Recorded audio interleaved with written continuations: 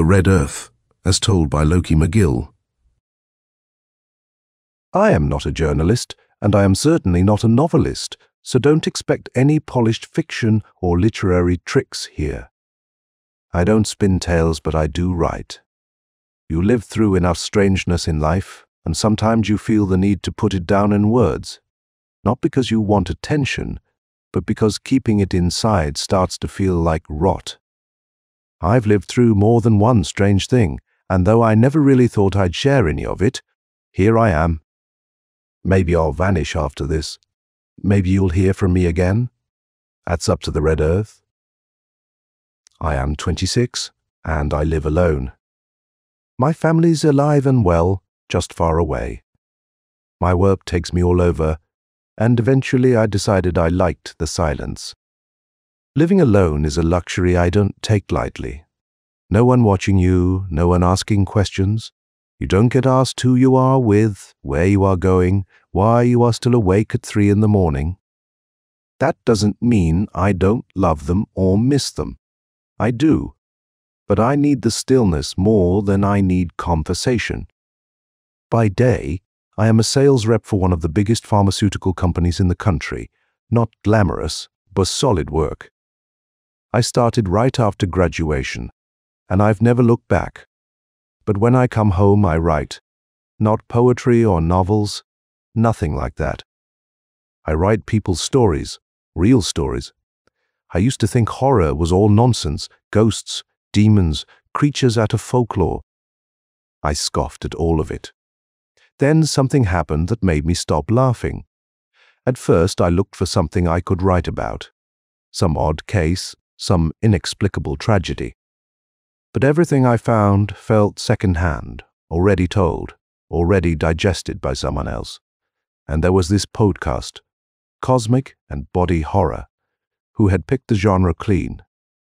I gave up. Nothing genuine ever showed up. Until it did. It was my day off, and I was asleep, dreaming of nothing, when a noise jolted me upright. Not just noise, chaos, shouting, thuds, the panic kind of noise you don't mistake for anything else. I ran to my front door and opened it to find nearly everyone in the building gathered outside the apartment across from mine. There was yelling, a lot of it, and the buzz of a phone camera recording. I was about to ask what was going on when I saw it. Flames through the windows. The apartment was on fire, alive with it. A woman near the door yelled at me, wild-eyed. "We've been banging on your door." "Call someone, fire, ambulance, anything," another voice snapped. "But your phone bill unpaid. It would have been funny if it weren't horrifying." I dashed inside and made the call, though by then someone else had clearly already done it. I stood with the others, trying to make sense of the madness. No one broke down the door, no one tried to get inside. We all just stood there watching. We knew people lived there. Mr. Raymond and his family. He was retired, quiet, always kind. A wife, a son, a daughter. No one could confirm if they'd made it out. I asked the people around me, "Is anyone checking if they're okay? Are they outside?" No answers, just murmurs and muttering. A few had already started, carrying their TVs and valuables downstairs, convinced the entire building was next. When the fire trucks came, they forced us to the far end of the block. The door of the burning apartment was broken open and fell to the floor. A fireman entered cautiously. I offered to help, but he just told me to stay back. "If we need you, we'll call," he said. "But don't get close, not to this." The flames were out faster than I expected. Which was odd. All that noise and heat, and then it was gone, too quickly. I couldn't help myself. Like the others, I followed the scent of smoke and wet ash into the apartment. Inside, everything was soaked, charred, wrong. It didn't look like a home that had just caught fire. It looked like a place that had been abandoned for decades. No bodies, no clues. The few objects that had survived looked ancient, warped by time more than flame. A firefighter asked, "How long's this place been empty?" I told him. "It hasn't." "Mr. Raymond lives here, has for years."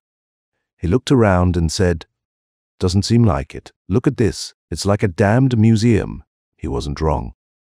Then we heard the scream. It came from the bathroom. Someone had opened the door and backed away, muttering, "Nonsense. It's not real," he kept saying. "It's not real." A fireman shoved past him. I followed. I wish I hadn't. The bathroom was black, charred black. Every surface had been burned or shattered. The mirror was gone, its shards glittering on the wet tile, and in the center of it all sat a man, legs crossed still, not burned, not dead. "Is that Raymond?" the fireman asked me. I nodded, throat dry, but the horror wasn't that he was alive. The horror was what had been done to him. His skin had been peeled from him entirely, gone, every inch of it. He sat like something unfinished, raw meat glistening under fluorescent light. No one moved, no one screamed. We just stood there and stared. He should have been dead, should have been in pieces. But he wasn't. A pool of blood lay in front of him. Next to it, a strip of what I thought was cloth. I stared at it too long before I realized what I was really looking at. It wasn't cloth. It was skin. His skin, Mr. Raymond's skin, had come off in a single piece, charred and folded beside him like something discarded. Or maybe he tore it off himself before the fire ever started. Who could tell? He just sat there, skinned, unburned. Everything else in the room was scorched, but not him, and then in the stillness of that ruined bathroom, he moved. At first I thought my eyes had tricked me. But he moved again. Slow, mechanical, twitching, like a man coming out of a coma. He was alive. It wasn't just my imagination. The fireman saw it too, and the look on his face said everything. Someone in the crowd broke the silence, his voice thin and anxious. "We can't just leave him like that. Shouldn't we call an ambulance?" Another snapped back. "A hospital." "Are you out of your mind? You want to touch that thing?" "He's possessed," someone said. "No, he's burned," another replied. The fire peeled his skin off, but one voice rose above the others. "I am not saying another word. I am out. This whole place. No, I am not staying." Panic ran through the crowd like a current. They started shouting, talking over each other, arguing with no real direction. Mr. Raymond, meanwhile, remained still. He stared at us.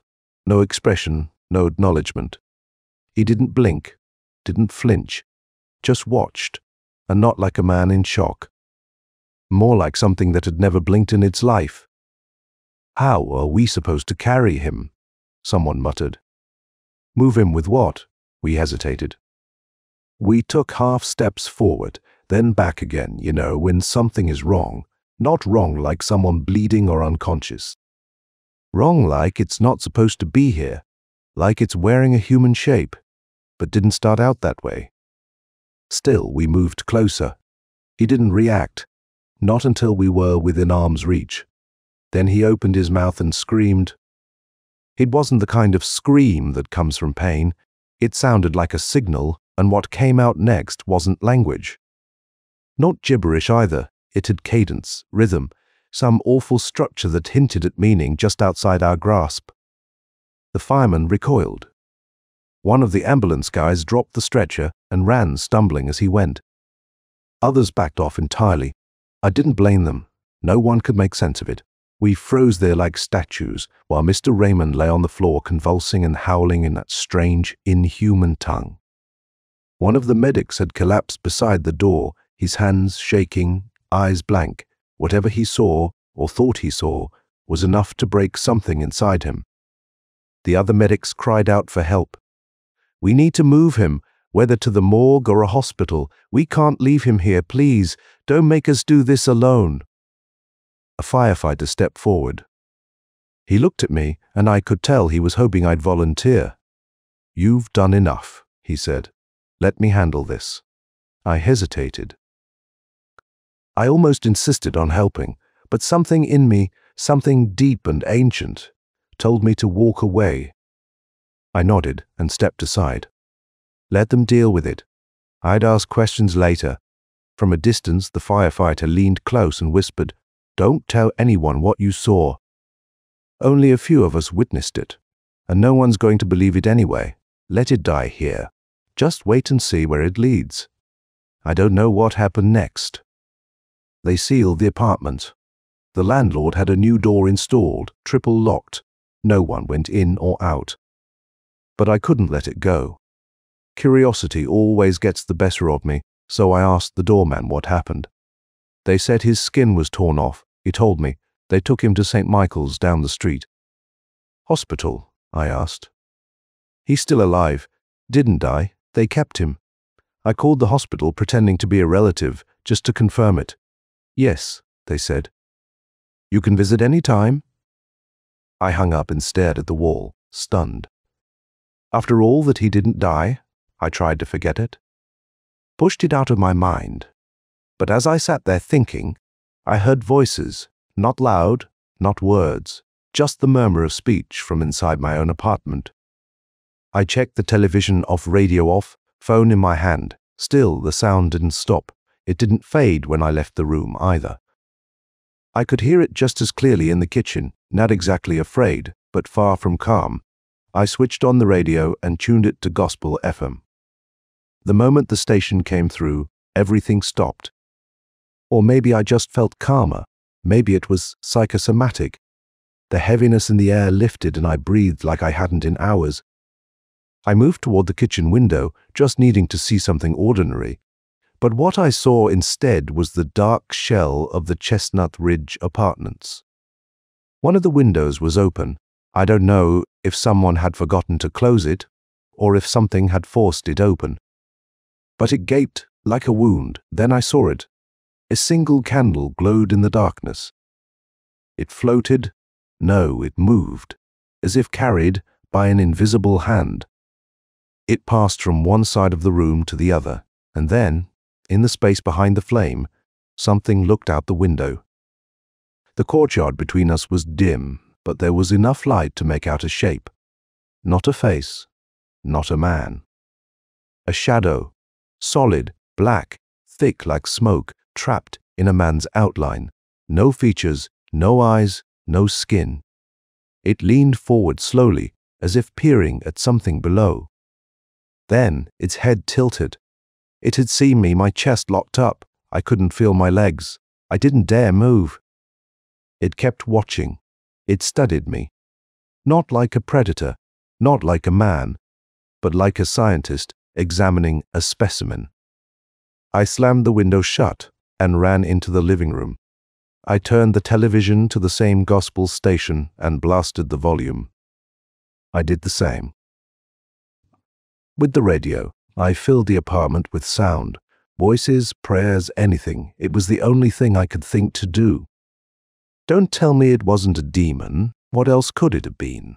That black figure staring through my window like it belonged here. Imagine sitting at home, coffee in hand, looking out your window, and seeing that a formless thing, solid and staring, not human, not even trying to be, a djinn, a demon, something from the old stories. It didn't need to move. Its presence lit the room with terror. I collapsed on the couch and swore I wouldn't sleep, but sleep comes when you least expect it. When I woke, I went straight to the window. It was closed. What did that mean? I didn't know, but I did know one thing. I couldn't keep this to myself. I had to write it down. Maybe not for you, maybe not for anyone, but for me. I am a sales rep, not a writer, but this is my story. When work let out early, I went to St. Michael's Hospital. At the front desk, they confirmed he was still there. In the burn ward, I asked if he was in intensive care. No, the nurse said, just the ward, so it's not serious? She hesitated. It's not mild either, but you'll need to ask upstairs. I got the room number and went up. When I entered, a doctor was adjusting an intravenous fluid bag. I looked at the man in the bed and felt the blood drain from my face. "What is that?" I asked. The doctor turned. "Who are you?" "I am his neighbor. Why isn't he in ICU?" He looked tired. Really tired, he should be, but honestly, we don't know what we're dealing with. His skin wasn't burned, it was peeled, flayed. But his internal organs are fine, completely intact. "You mean someone peeled his skin off while he was alive? And he survived?" "That's exactly what I'm saying, but it doesn't make sense. Nothing about this makes sense. We've stopped treatment. We're just watching, trying to figure it out."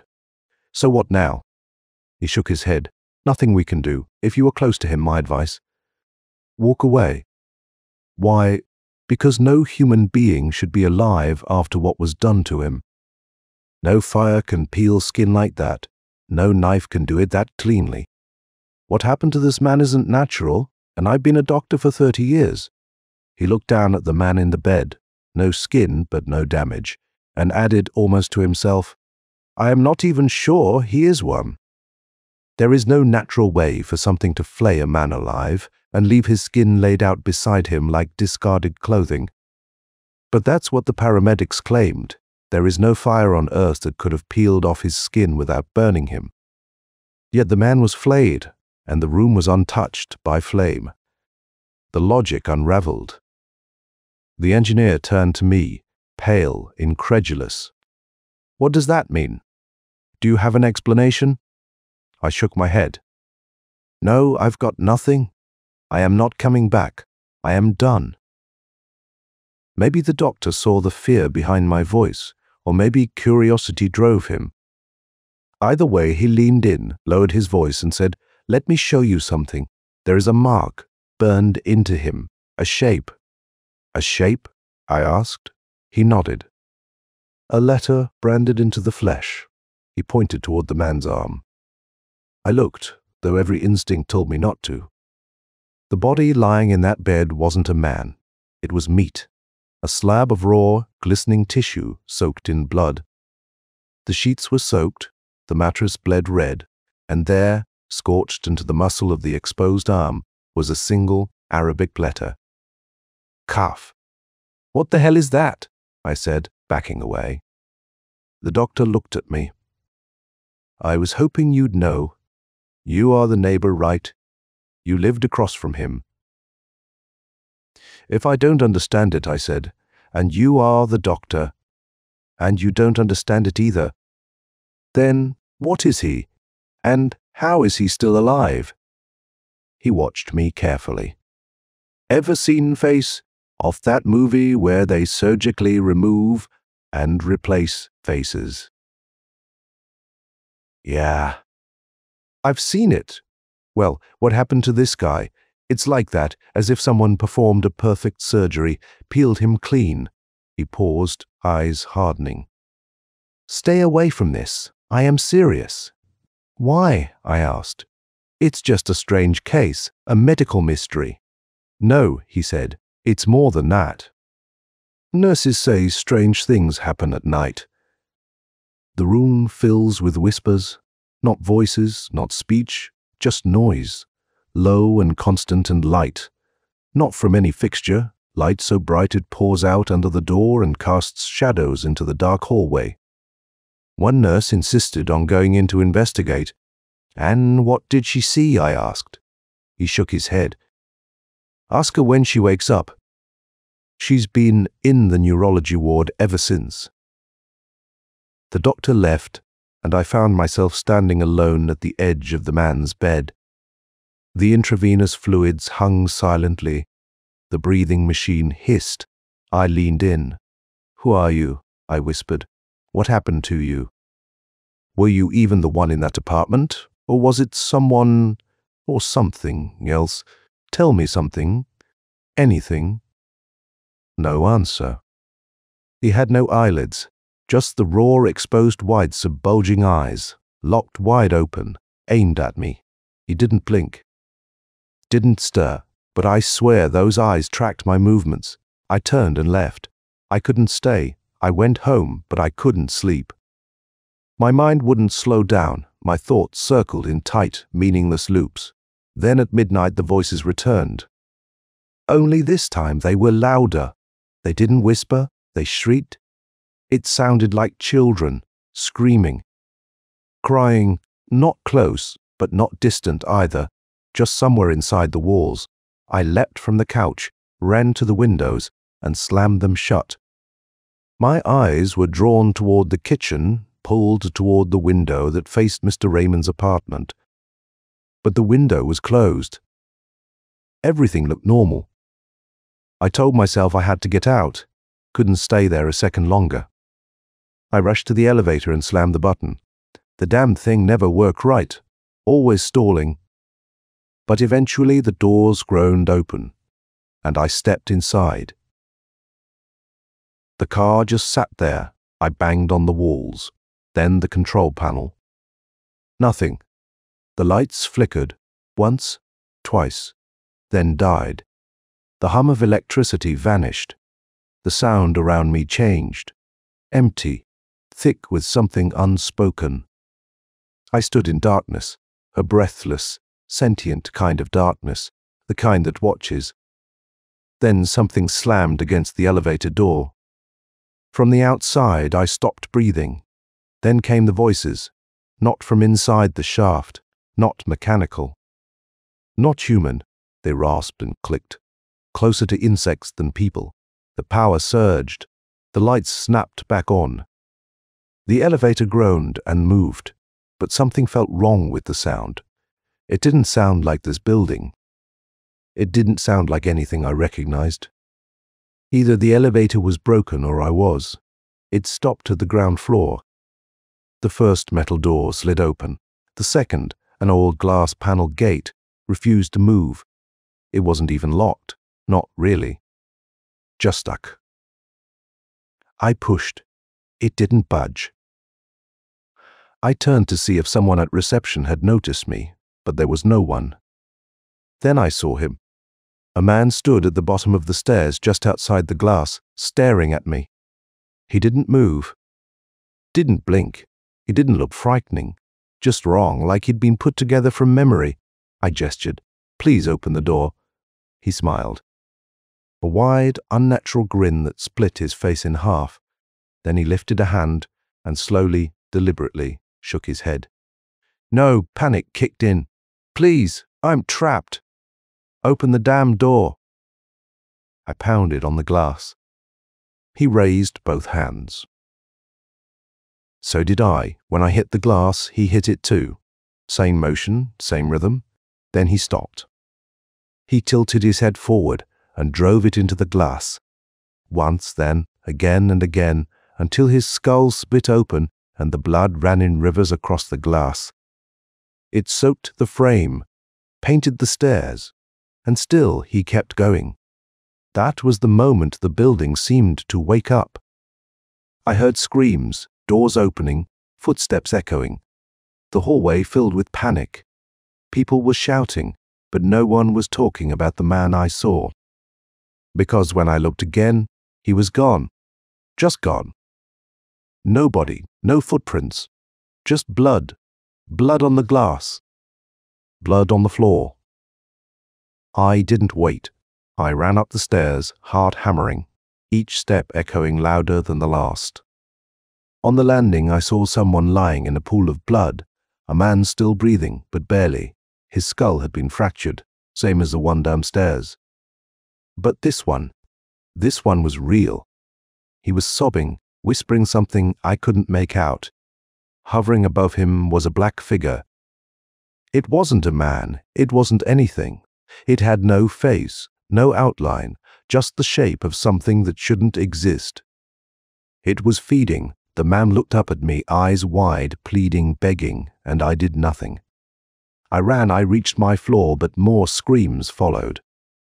Another apartment. Someone else in trouble. No one downstairs had noticed. Everyone was still caught in their own chaos. I ran to the door where the screams came from and pounded on it. No answer. I shouted again. Nothing. Then the window next to the door exploded outward. 2 men appeared beside me. We pushed the door open together and rushed inside. No fire, no heat, just smoke and confusion. We ran from room to room, calling out, "Where's the screaming coming from?" No reply. "Maybe the bathroom," I said. We opened the door. 2 little girls sat on the floor. They weren't hurt, weren't crying, just watching. Their eyes were locked on the bathroom mirror, and in the mirror we saw it. The figure, the same black thing I'd seen from Raymond's apartment. The same one in the stairwell. It stood behind the glass, unmoving, watching. I turned to the man beside me, panic rising. "Do you see it? Do you see what I am seeing?" But he didn't answer. He ran whether it was 1 man or 2, I couldn't say any more. The moment blurred, I found myself completely alone in that place. The black figure, if it was even human, approached one of the girls without hesitation. Then, with hands that looked far too real, it began to tear at her skin. The moment its fingers touched her, the flesh peeled away, curling back from the muscle like something being skinned for ritual. And the girl. She opened her mouth in a scream, but no sound came. Her sister screamed for both of them, high and wild, the kind of scream that shatters glass in dreams. I tried to run to them. I didn't think. I just moved. But something hit me. It wasn't physical, not at first. It felt like a wall of heat, a sheet of fire rushing outward and knocking me back across the room. Every time I tried again, something invisible shoved me away like the air itself was refusing me passage. Then the second girl ignited. Her skin caught like paper, and I could only watch, motionless. The screams from outside reached through the windows, but inside, it was just me. The door was closed, the glass unbroken. I was trapped in that room with them, and I stood there, watching, as if caught in a dream I couldn't wake from. I didn't understand what I was witnessing. I didn't understand anything anymore. That figure, whatever it was, finished what it had come to do, methodically, like fulfilling a task. I lost track of time. Maybe it lasted minutes, maybe hours. I don't know when the firefighters broke through the door, only that the world snapped back into motion as they burst in and drowned the flames. One of them looked around, muttering under his breath, "Dear God, double. Here is the family. Where are the girls?" The girls were right there. 1 flayed, 1 burned, and both somehow still alive. It had happened again just like before. They were carried away, and the room, the cursed room, still had that feeling. It wasn't done yet. It was waiting for more. As they lifted the burned girl from the floor, someone noticed she was gripping something tight. When they pried open her charred fingers, a small handful of reddish dirt crumbled to the floor. "What is this dirt?" someone asked. A neighbor, an older man with too many creases in his face, came over and fixed his gaze on me. "Son," he said, "why are you just standing here?" I turned on him. "Why am I standing here? Where were you? You left me and those girls alone in that place. You ran. You left us inside that burning room." He blinked, as if hearing something he couldn't process. "What fire, sir? We heard screams, and when we saw flames in the windows, we called the fire department. They broke in, found you inside alone." I stared at him. "Alone? What do you mean alone? There were others. What about that man, McGill, or whatever his name was, the elevator, the glass, the bodies in the stairwell? What about all that?" He just shook his head. "No, son, you're not well. You need help." I took a step toward him. "You think what happened in those 2 fires is normal? You think people getting flayed and burned is just a coincidence?" He didn't flinch. "No, of course not. But what we don't understand is how you were there." "Both times. No one else." "Just you think I did it?" I asked. You think I murdered them? Peeled their skin off? Set them on fire. I didn't say that. When the police came last time, I told them it wasn't you, but if they come again, I don't know what I'll say. You people don't see it, do you? You never saw the black figures, the shadows? His mouth twisted into something between pity and contempt.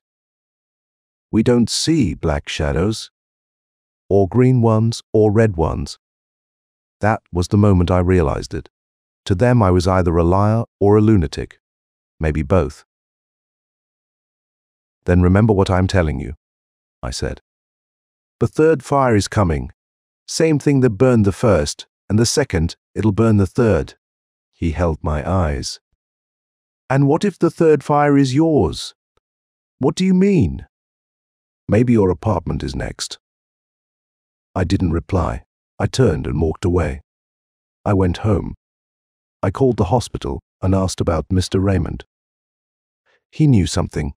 He had to. He was part of this. They told me the girl, the flayed one, had died. She arrived deceased, the nurse said. God rest her soul. I didn't know what to believe anymore. I went to the hospital again, back to the room where Mr. Raymond lay. He was in his bed, motionless, not even breathing visibly. And something inside me snapped. I shouted at him. What happened in that apartment? Tell me. One girl burned, the other skinned like you. She died. Another caught fire. You know something. You've known it from the start. I slammed my hands on the edge of the bed. You're supposed to be stable. You are supposed to hear everything. So if you can hear me, answer. Say something. You watched them burn. Are you proud of that? Happy to see it spread? Then he twitched, just a slight shudder, nothing more. But I thought he was going to speak. I leaned in. I wish I hadn't. Far beneath the bed, something started moving slow, steady, dragging itself across the floor like a wounded animal.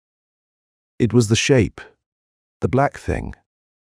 The same one I'd seen by the window, on the stairs, in the mirror. It pulled itself from under the frame and rose. I ran to the door, tried the handle, locked. Of course it was locked. I pounded, shouted, but no one came. I was used to this part by now. The creature crouched, watched me. Waited, then the lights went out, pitch black. I pressed my back to the wall, whispering through clenched teeth, "It's not real, this isn't real," but I didn't believe it. Not anymore. That's when the hands grabbed me. Human hands. Cold strong, they wrapped around my throat and began to squeeze. It was Mr. Raymond. His body, once limp, was now upright, and those hands closed around my neck like iron. I tried to scream, but something filled my mouth. I gagged dirt, gritty, bitter, choking, dirt, red dirt. It filled my throat, my lungs, my chest. I couldn't breathe. I couldn't even move. Just red dust and pressure and pain. Then suddenly the hands let go. I collapsed. I remember nothing after that when I opened my eyes. It was morning. I was in a hospital bed. A doctor hovered nearby, checking monitors. "Thank God you are awake," he said. I reached for my neck, still feeling the imprint of fingers. "You are safe," he told me. "You are lucky. We found you unconscious on the floor in your uncle's room after the power went out. We were checking the generator. That's when we found you. Did you see dirt in my mouth?" He frowned. "Dirt? No, nothing like that. I want to go home," I said. He nodded. "You are free to leave. Just take your prescriptions. Do you want to visit your uncle before you go?" "No," I said. "I am done." I returned to my apartment, turned on every light I could find, and walked from room to room, trying to quiet the tremble in my chest. I hadn't slept. When the power cuts out and the fan dies, the heat usually wakes me up. That night was no different, except there was no light, no noise, no hum of electronics. Only darkness, and I knew what might be hiding inside it. I reached for the flashlight beside the bed and switched it on. The floor was moving. Dozens of black snakes slithered across the tiles, knotting into each other, curling beneath the furniture. Even the bed, my bed, was covered in them. I had been sleeping inside a nest of writhing things. There wasn't time to think, let alone scream. Then the room caught fire. It didn't start with a spark. It was sudden. The sheets burst into flame, the snakes, hissing and coiling, ignited with them. I bolted to the door, pounded against it, pulled the handle until my fingers ached. Nothing. It wouldn't open. I shoved it with my shoulder, tried again, still nothing, so I did what I'd always been taught to do in the worst of moments. I recited the only words I could recall, the only prayer that came to mind. But the heat pressed against my skin like a hand, and I began to wonder. Was this my turn? Was this how it would end for me? That was when they appeared. 3 figures emerged from the fire, shaped by smoke and dripping some thick black fluid that steamed as it touched the flames. Their outlines were clearer in the firelight than in any dream. Solid, patient, dreadful. They didn't rush. They moved toward me with measured, deliberate steps, one after another. I reached for a chair, smashed it against the glass of the door. The panel cracked. I reached through, cut my arm on the edges, clawed at the lock. It wouldn't budge. I struck again and again blindly until I saw something outside. Raymond, he was climbing the stairs, staggering from one step to the next, as if dying mid-stride. I froze, disbelieving. "Raymond," I whispered. "How are you out of the hospital? How can you be standing like that?" I forgot the figures behind me. I forgot the heat. I ran to the door and screamed, "Raymond, please, get me out of here. I didn't do anything. You know that, right? You know what's in here." He didn't respond. He just stood at the threshold of the apartment door, his hollow, flayed face staring through me. Then slowly he raised one finger and pointed, to his neck, then to his head. "I don't understand," I said. "Raymond, they're going to kill me. Help me." And then I felt it. Hands gripped my shoulders. Not his hands. Something sharper, stronger, something inhuman. They dragged me back from the door. I opened my mouth to scream, but nothing came out. I couldn't breathe. I was choking. I was dying the same way they had died the girl, the man in the stairwell. All of them. And Raymond didn't die. I tried to speak. I tried to say something, anything. "Help me. Someone, please." But even that came out as a whisper, clogged by something gritty. I felt it in my throat, in my chest, in my heart. Dirt, they were forcing dirt into me. Red dirt, shoveled down my throat until I couldn't swallow, couldn't scream. It poured into my lungs like dust in a forgotten tomb. I was suffocating from the inside out. Then the hands released me. I collapsed to the floor. Everything went black. When I opened my eyes again, it was daylight. I was lying on a gurney in a hallway, surrounded by paramedics. One of them leaned over me. "Thank God," he said. "You are awake." I reached for my neck, the pain still fresh in the muscles. "You are safe," he told me. "We found you unconscious, just lying there in your uncle's room. The power went out, and we were checking the generator when we found you." "Do you remember what happened?" I asked him. "Did you see anything in my mouth? Did you see the dirt?" He looked at me, confused. "Dirt? No, nothing like that." "Can I leave?" I asked. He nodded. "Yes." "Of course. Just take your prescriptions. Do you want to visit your uncle before you go?" "No," I said. "I am going home. Back in my apartment. I couldn't sleep. Couldn't think. I stared at the walls until my eyes blurred. Then I moved. I don't even remember deciding to. I just moved.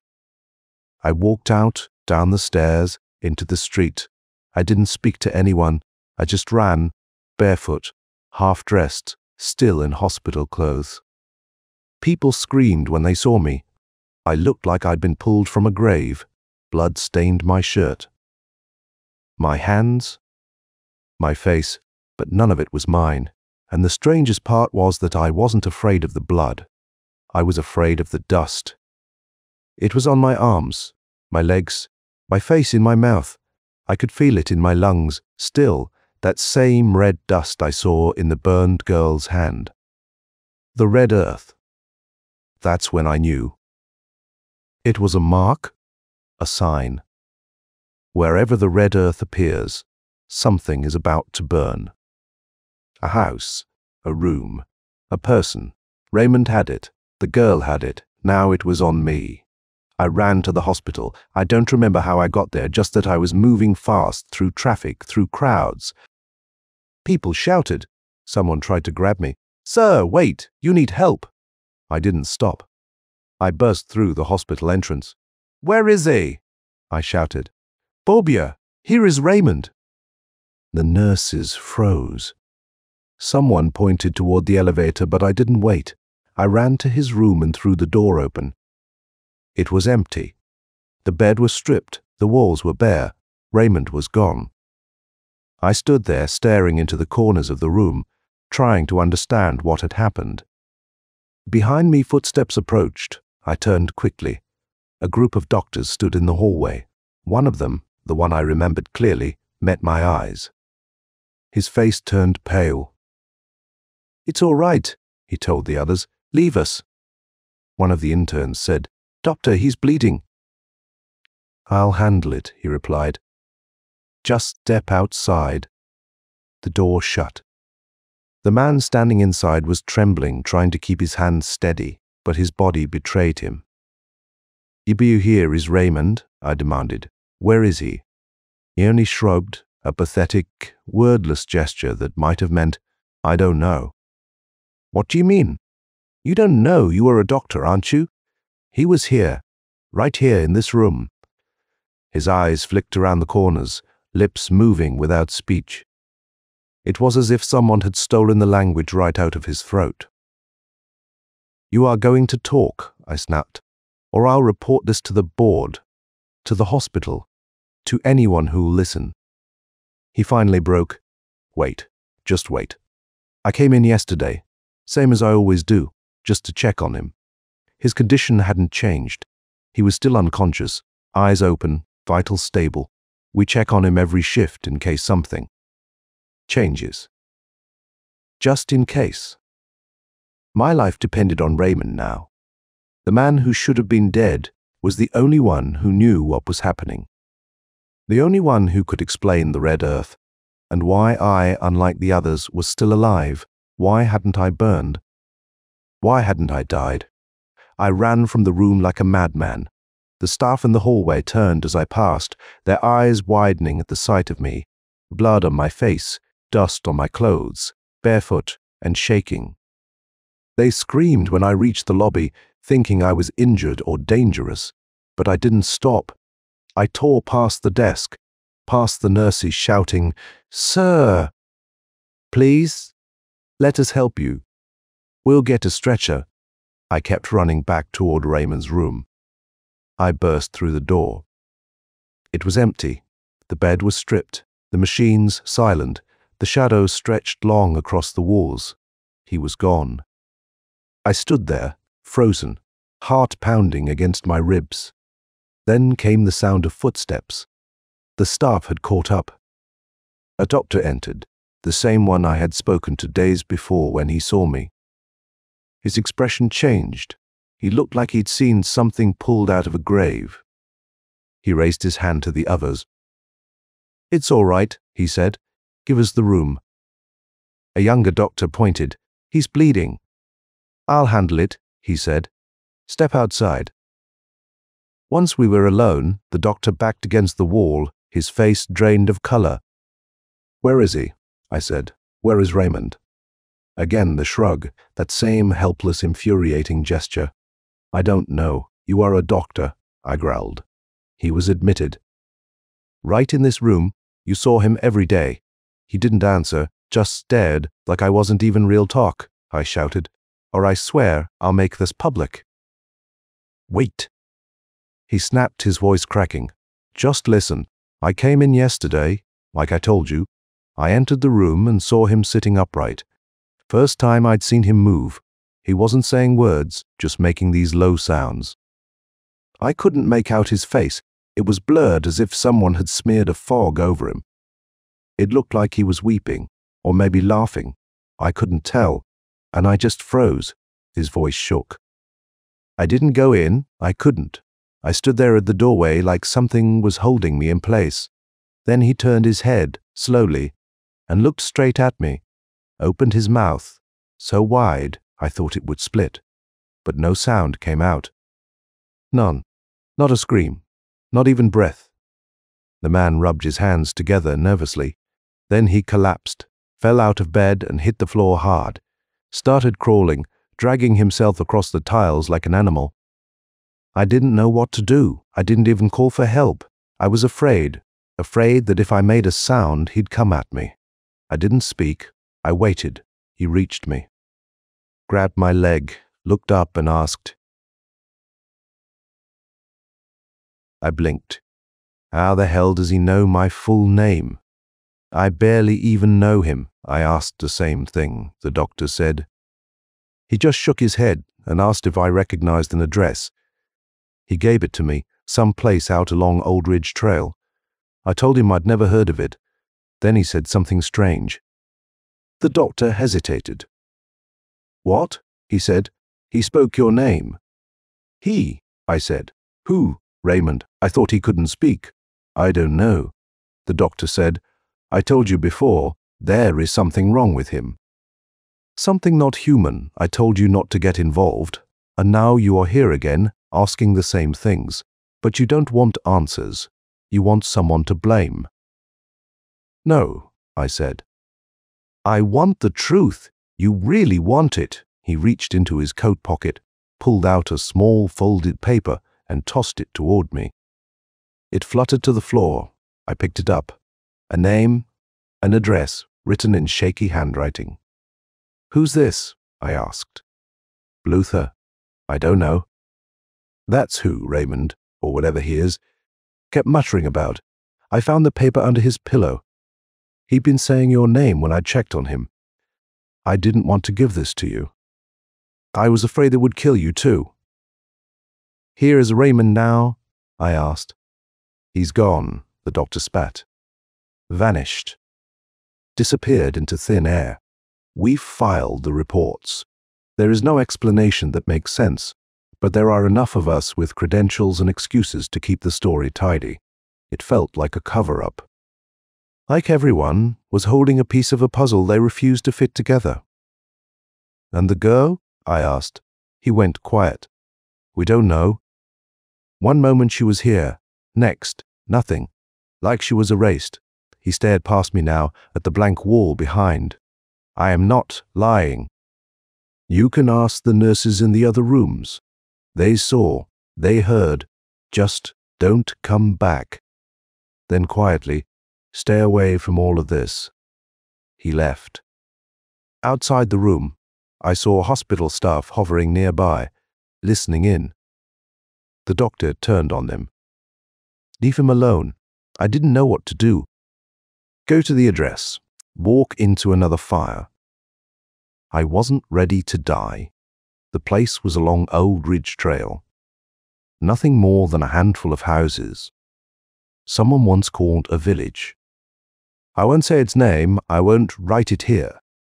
Raymond had spoken my name. He came to me when I was burning alive. Why did he try to warn me? How had he escaped the hospital like that? And the girl? What became of her? I had no answers, but I knew one thing. I had to go. I had to see the place for myself. Powai. It was the only way I'd understand what was happening. Well, the only chance I had to survive, I went home, changed into clean clothes. My family noticed how pale I looked, how my hands shook as I buttoned my shirt.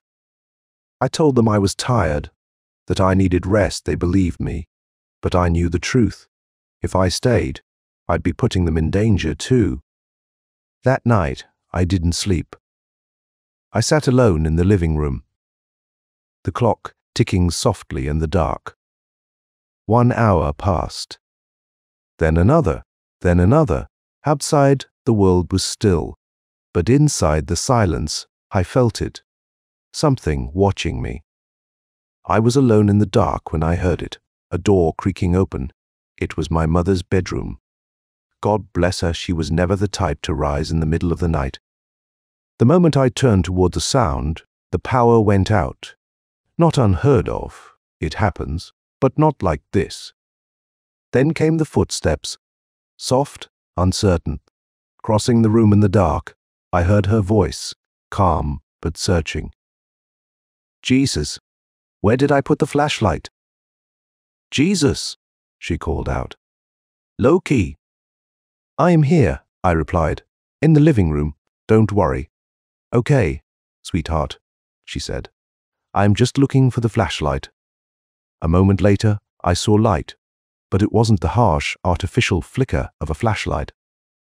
It was the glow of a candle. She stepped into the hallway with it, her features glowing warm in the flickering light. Go rest, son. You haven't slept since you got here. I'll leave this candle for you. I couldn't find the flashlight charger. She lifted the candle to her face. That's when I saw it. There was something behind her, a figure, black as tar, clinging to her back, like a shadow stitched into flesh. The candlelight made it visible, too visible, but she didn't notice it. She kept talking, but I couldn't hear the words anymore. I could only stare, and then I screamed. She screamed back, startled by my voice, and dropped the candle. It hit the carpet, and fire erupted instantly, far too fast, as though the room had been waiting for a spark. Flames climbed the curtains, raced across the walls. My mother cried out, stumbling backward, calling on God in panic. And then I saw them again, not just one. Many the same black figures I had seen before now gathered, watching their outlines, twisting through the smoke. But this time, it wasn't just me, it was my family. Mom, get to Dad, I shouted. Wake him, get out of here. She stood frozen. I rushed to her, grabbed her arm and pushed. Go. We ran down the hall. She threw open the door to my father's room, calling his name. But I didn't follow. Something pulled me toward the bathroom. The flames had already reached it. The mirror caught my eye. It glowed, not a reflection, not a trick of light. It glowed from within. As though the glass had turned transparent and something beyond it was shining through. No electricity, no bulbs. Just light, unreal and steady. Time lost shape. I couldn't hear my parents anymore. I couldn't move. I stared at the mirror, transfixed. Inside, there was a room, not mine, not any room in the house. Then I heard my father's voice, anguished, praying. Oh Lord, protect us, dear Lord. It snapped me out of it. I turned and ran. My parents were already at the door. They were outside calling for me. I tried to follow. But the moment I stepped across the threshold, fire licked up my arms. My hands burned. I screamed and fell back. Are you crazy? My mother yelled. Get out! I can't, I shouted. I physically can't. I backed away. The creatures were still there, standing just out of reach. Watching, waiting, I turned toward them, trembling, and screamed, What do you want from me? Who are you? They said nothing. Then the sound drifted out from the bathroom. Laughter, Charles's laughter, but not right, distorted, warped. Echoing like broken music, I ran back. The mirror still glowed. The flames had faded, as if the fire had served its purpose. Isolation, The mirror no longer reflected the room. It showed a dog's head, motionless, staring back at me. I turned, expecting to see it behind me. Nothing. I looked again. No reflection, not even my own. Do you know what it means to look into a mirror and not see yourself? To see a dog's face where yours should be, I acted without thought, grabbed a heavy object, maybe a cup, maybe a bookend, and threw it. The glass shattered, and I wish I hadn't. It wasn't just a mirror, it was a window.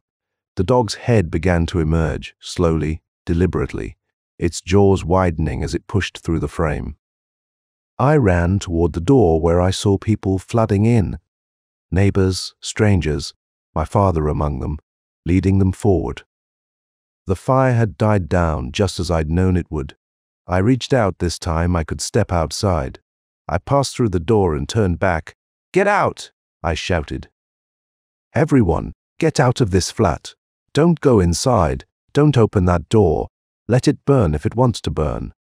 People froze. They stared at me as if I were raving. "God help him," someone whispered. "What's wrong with you?" my mother asked, approaching gently. "Son, what happened?" I tried to explain, but she raised a hand to stop me. "When I gave you the candle," she said, "there was something behind you." "Who?" She looked down, almost ashamed. "A djinn." Like in the old stories, I've never seen one before, but what I saw was terrifying. I didn't answer. I couldn't. I ran down the stairs into the street, away from everything. My parents would be fine as long as I stayed away.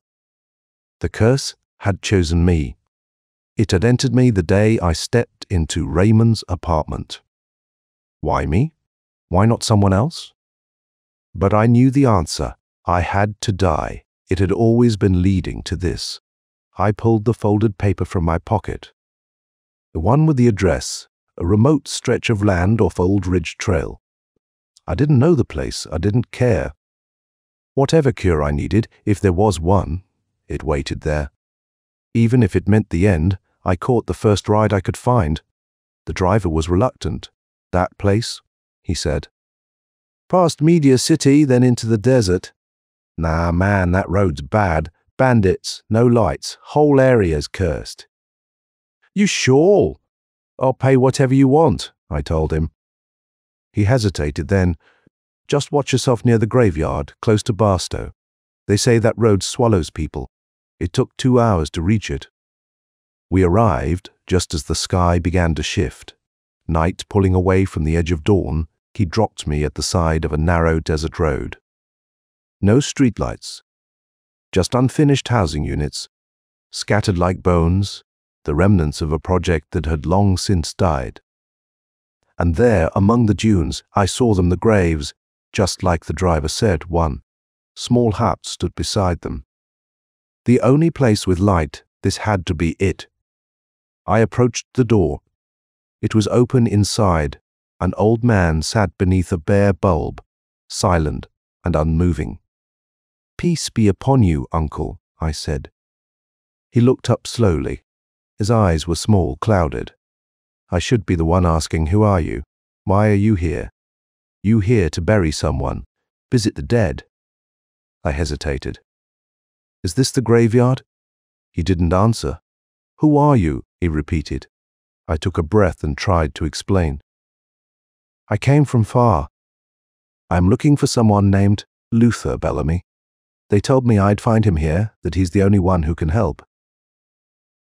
The old man took the paper from my hand, unfolded it, and squinted at the faded writing. "What do you want with him?" he asked. "I just need help," I said. "Something's happening to me. I've seen things, black shapes, cursed soil, burning rooms. They told me if anyone understands, it's him." He said nothing, so I told him everything. The black figures, the laughter, the red earth that turned to fire. The mirror, Raymond, the girl, all of it. "You live among the dead," I said. "You must have seen things too at night, right?" The old man let out a sound, somewhere between a cough and a chuckle. He didn't deny it. Then he asked, "Do you have any of the red dirt with you?" "No." I said quickly. Why would I carry something like that? That soil, it means death, it means fire, skin torn from bone, I'd never keep it. The old man nodded slowly. Did you see the girl's body? The one who burned? The one flayed. I nodded, hesitant. Yes, at the house. I saw them carrying her out. One was burned, the other skinned. Why, did you look at her hands? He asked. I went still. Raymond's burns came back to me, clearer now. How do you know that? I said. Who are you? Are you Luther Bellamy? That name was on the paper. Is it you? He didn't answer. Please, I said. My salvation is in your hands. You were named on that paper. Why, what are you to all of this? Still silence. Instead, he said, answer the question. I didn't notice her hands, I replied. I swear I didn't look. Just tell me, what is it? He leaned in. Anyone who's marked receives a letter. Carved into the skin before they die. Marked. My voice caught. You mean like a sign? A curse? That girl was marked, he said. You are too, and there are others. 2, maybe more. The curse won't stop until every marked soul carries a letter. My eyes welled with tears. I don't understand. Am I going to die? Is that what this is? Then why was your name written on that paper? He motioned for me to sit. I'll tell you, he said. Everything. I want to help. I sat, breath held, trembling. I didn't burn, I told him. The earth left me. I escaped the house. Doesn't that mean I'm safe? I won't die, right? You sure it's all gone? He asked. There is nothing left on me? No red soil, I checked. And nothing's happened since you left the apartment. Well, I was attacked again at my parents' house. That's why I came here. He sighed and looked toward the door. The address on your paper isn't this place. It's the next village, just a few steps east of here. Not much of a village, more a graveyard than a town. Then what happens now? I asked. Let me finish, he said. There were only 2 or 3 of us at first, he began. We came as day laborers, clearing land in the desert, digging, hauling, building. He fell quiet for a moment. The desert? It's filled with things older than ghosts. Forget Djinn. Forget spirits. This land holds older nightmares. Boy, things buried deep, sleeping. He rubbed his palms together and looked at the candle's flame. We built a few homes, just enough to live. Not many came. Only the occasional traveler, a landowner, or someone out of fuel. It was a quiet place. As time passed, people started dying. That's normal, of course, so we asked the landowner if we could build a burial ground. He agreed. We bought a small plot and started digging tombs. What else could we do? Leave the dead in the road? He shook his head. We laid one grave, then another, simple walls, quiet burials, then, one day we reached a piece of earth, unlike the rest. We had skipped it before. It felt wrong, not cursed exactly, but off, different. It wasn't the same yellow-brown sand you see everywhere. The soil was red, deep red, like dried blood. He paused and looked at me. Hold it. And it feels like any other earth. But look at it, and you'd swear you were standing at the edge of a wound. We didn't ask questions. We needed the space. We built 2 tombs there. We called it the Red Land, but we hadn't used it yet. He leaned forward. One of the laborers, the same man who built those 2 tombs, died suddenly. We buried him there. After the funeral, his wife collapsed, fainted, screamed. People gathered. That part was expected, but what wasn't expected was the sound. He looked past me, as if listening. Strange sounds began rising from the tomb, not human, not animal, no language, just torment. He swallowed hard. Imagine burying a man. Then on your way home, you hear something crying beneath your feet. Would you go back? Would you open the grave? I shook my head. None of us did either, he said. Some said it was the torment of the grave. Some said it was the earth itself. As we stood there arguing, someone saw her, the dead man's wife, collapsed near the tombs. Her skin was peeled. Her body flayed. The memory pulled a tremor from his voice. People screamed. Some fainted. A few of the men began shouting prayers, begging God for protection. We all stepped back. We didn't understand what we saw. Some said we should bury her right there, dig a hole and end it. But most of us, we agreed on one thing. No one would go near that patch again. He wiped his brow, though the room was cold. She vanished while we argued, just gone. We told ourselves anything to stay sane, that she was a demon, that she'd come from the cursed land, that maybe she was never real. We told the town. We moved the burial to another plot. Said nothing about the woman. But lies like that never last. 2 days later, we heard screaming in the street. We ran out, and there she was, walking. She wore a torn nightgown. Her face, God, her face was skinless, peeled clean. Imagine someone walking past your house with their face gone. That's what we saw. She was heading home. Her family screamed and ran, but she entered. He paused and stared into the fire. Less than a minute later, the house ignited. We stood outside, frozen. No one could speak. We heard them burning. Her daughter, 2 sons, her mother. We broke the door down. When we did, the flames died instantly. No soot. No smoke damage. The floor was soaked in blood. Strips of cooked flesh covered the walls. They weren't just burned, they were skinned, torn, open. We didn't know what to do. Some said bury them. Others said leave them. Then someone said, take them back to the land the red soil came from. Maybe it wants them back. I remembered my own thought. The dirt was alive, and he said it aloud. We believed it. We carried the bodies. They slit through our arms. The smell was unbearable. Some fainted, but we got them there. He looked at me again, and we saw it on their arms. Each body had a letter, burned into the muscle, etched into the flesh beneath the skin. They weren't random. A K, an A, an L, a V. Then again, LK, AWL. We tried to read them aloud. Ka, Kazu, Kazul. We didn't know a name, a curse, a sigil. We laid their bodies on the ground. And the moment they touched the red soil, something impossible happened. All 5 of them, every one, opened their mouths at once. The sound that came out wasn't human. It was the same scream we had heard from the woman, only now it rose from 5 throats in perfect, agonizing unison.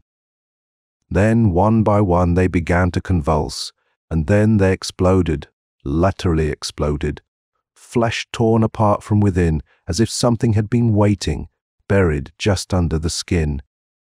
I swear to you, from beneath the soil things emerged. Black figures, smoke-shaped but heavier than air, burst from the cracks. I know you've seen them. The ones that don't cast shadows, the ones that follow you even when you're alone. They came up through the earth and dragged the bodies down piece by piece. Limbs vanished under the soil. Skulls disappeared into crimson dust. They didn't leave a trace behind. I couldn't move. I couldn't breathe. The scene before me wasn't one a man just walks away from warm that day, on the land was known for what it was, a cursed patch of earth. Red Hollow became a ghost village. Most of the old families left. The few who stayed never spoke of it again. We warned each other quietly, stay away from that land. Then one morning, years later, a traveler stopped at the roadside rest house. Just passing through. Needed gas. The owner took him home to fill up from a private tank. That's when the man noticed the untouched field. Why's that land just sitting there? He asked. The owner shrugged. It's mine, just more dirt. But the traveler knelt down and scooped up a handful. He studied it like he'd found treasure. No, he said. I know that color, that soil's rich in oil. I've seen this before. I'm taking a sample to get tested. The rest house owner told us this later. A week passed. Then, one night, the man came back. But this time, he wasn't alone. And he wasn't wearing skin. He was flayed, alive, or what passed for alive, and 2 others came with him. They weren't victims. They were like him. Possessed, hollowed out, the 3 of them attacked the rest house, set it ablaze. By morning, 5 people were dead, skinned just like the first time. The owner, his wife, others who had nothing to do with the curse. We thought we had sealed the doors. But they had opened again. The curse was back. We did what we always did. We gathered the bodies, and on each one, the same letters had been burned into flesh. We burned them in the red soil. The fire was real, but it didn't feel like ours. The black things came again, whispering behind the flames, and took them away. And I still remember the name, Kazul, or maybe Kazul. I don't know what it means, never did. But that was the name carved into the dead. After that, I took 2 men with me and left Red Hollow. We went to Los Angeles. We needed someone, anyone, who understood what we were facing. A pastor, a spiritual healer, a man of faith. We found one famous back home in Los Angeles, though he was no priest. Just someone people listened to. We told him everything. His answer chilled us. These aren't Djinn, he said, not spirits either. You are not dealing with anything from this world. There are places, specific places, where beings from other realms linger. They don't enter ours, and we don't enter theirs. But if the boundary is thin and the stars are right, through mirrors, still water, fire, then those realms bleed into each other. I asked him, so what do we do? You provoke them, he said. When you built on that land, you opened the gate. You made yourselves visible. Now they hunt anyone who disturbs their ground. And every time they take 5, 5 must die. The blood feeds the gate feeds the soil. Can we stop it? No, he said. Only one thing matters now. Stay away from that land. Never touch it again. If anyone tampers with the red earth, the gate will open again. He was right. The burden of that place is too heavy, and yet the curse returned again and again every time the pattern repeated. 4 deaths, then the 5th, always 5, then fire, then silence. Years passed, then someone came back and took more of the soil. A man named Mr. Raymond. I remember him clearly, and the moment you spoke his name, I knew you were talking about the same Mr. Raymond. But what's strange is this. He came back, alive, not burned, not skinned, not dragging someone else behind him. Just alive. I don't know how he survived. I don't know how you met him and walked away. No, it's a sign, son. Maybe the curse is ending. You've told me what you know. Now I've told you what I know. When the old man stopped speaking, I couldn't feel my arms. Couldn't feel my legs. My heart was pounding too hard to think. So I am alive now, I said slowly. What do I do? Wait for Raymond to come. Bury him and the girls and just run. Is that it? He nodded. That's the only answer left. You don't have to wait. Raymond and the girls, they've already arrived. What? They came last night? You nearly burned alive at the same moment the final victim burned right here in this village. I stared at him. There was another one. Yes. Another fire, another death. Then they're all here? He nodded again. Yes, I stood up. Then we do it now. I am not waiting to die. We bury them. We go now. I grabbed his arm. Please don't leave me. We walked together through Red Hollow. The village wasn't silent. There were screams coming from one of the homes. A family mourning. The latest loss, we didn't need to say anything. People seemed to know. As we passed, doors opened. Men stepped out.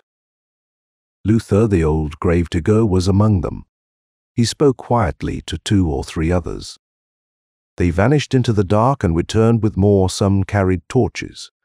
Some held flashlights. 1 or 2 had rifles. The bodies had already been gathered. They lay beneath thin sheets. Raymond was among them.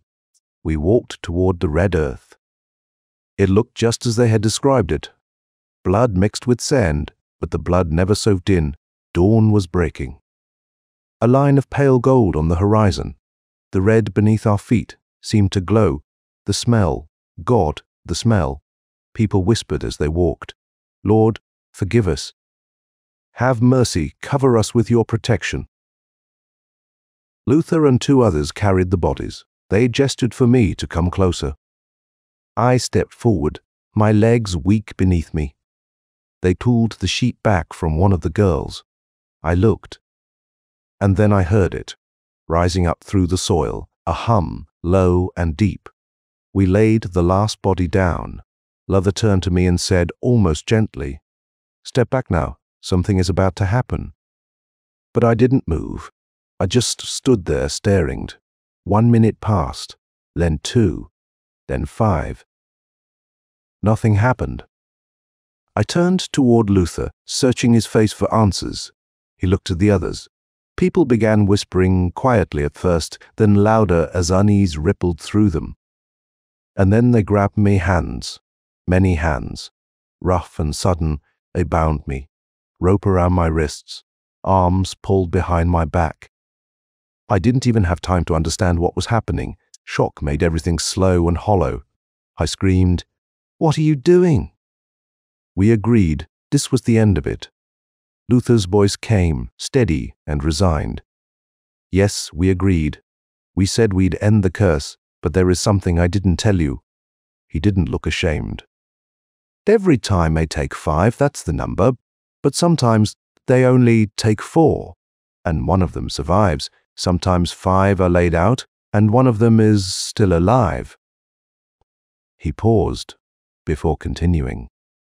One time we laid out 5 bodies, and someone from our own people was pulled in anyway. It's happening again, and this time it won't be one of us. We're not going to die for this again. He didn't raise his voice. He didn't even look at me. I am sorry, but we have to end this. You said it yourself. You feel like you are about to die. Then maybe you are the one they want. I thrashed, shouted, pleaded, but no one listened. No one even looked at me. They carried me bound and writhing to the edge of the field. They began to dig, not a proper grave, not the kind with depth or dignity, just a pit, like an open mouth, shallow and wide. A trap then, something broke the stillness. A scream. It came from one of the corpses. They didn't wait. They threw me in and ran. I landed hard in the center of the pit, surrounded by the dead. 5 bodies in all forming a circle around me. Do you know what it's like to lie between corpses? To feel a slight twitch of cooling muscles. The last spasms of nerves. I shut my eyes and tried to scream, but the words scattered my thoughts, splintered like glass under pressure. I couldn't keep my eyes closed. Because I saw them, the dark creatures, crawling out of the soil, rising slowly like oil, spilling through sand. No shape, but still somehow humanoid.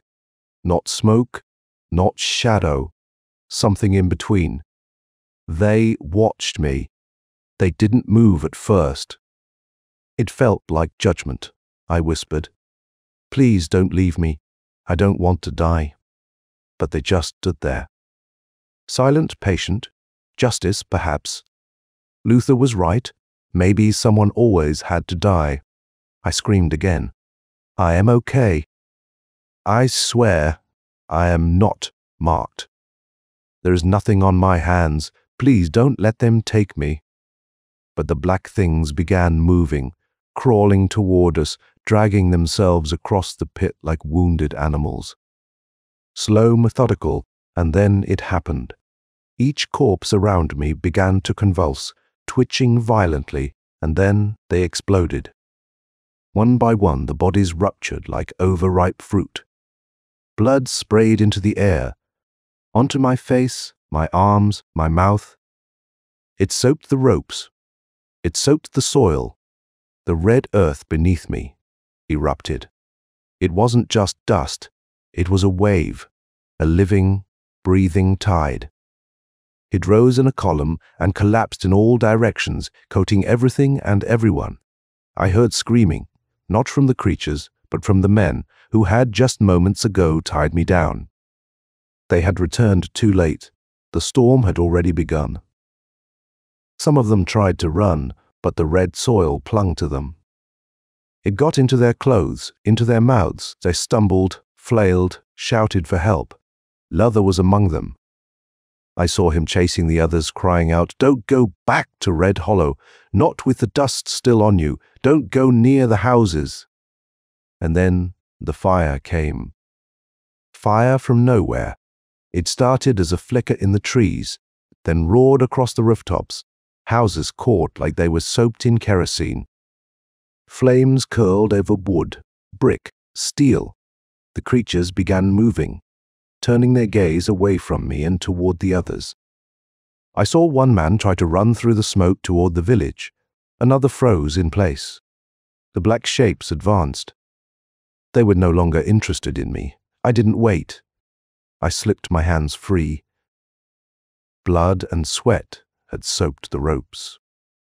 I pushed myself up, legs trembling, soaked in dust. My lungs burned. Two of the black creatures stood in front of me now, but they didn't move. They didn't reach. I ran. I didn't think. I didn't plan. I just ran. Into the dawn, through the fields, away from Red Hollow, away from the screaming, away from everything. The earth shook beneath me. The sky was red, the air thick with ash and iron, and something like grief. Behind me, I heard fire and screaming, and worse, something deeper, something beneath all of it, humming.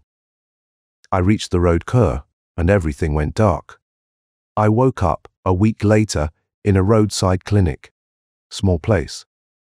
Middle of nowhere, they told me someone had seen the smoke and called it in.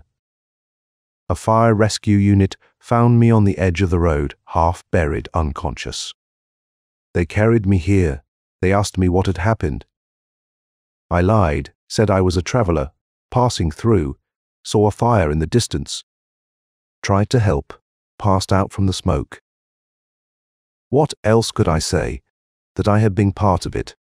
That I had stood in the red soil while 5 corpses screamed and burst into pieces. That I saw creatures crawl from the grave and fire consume a whole village. No, I said nothing. Red Hollow is gone. Nothing left?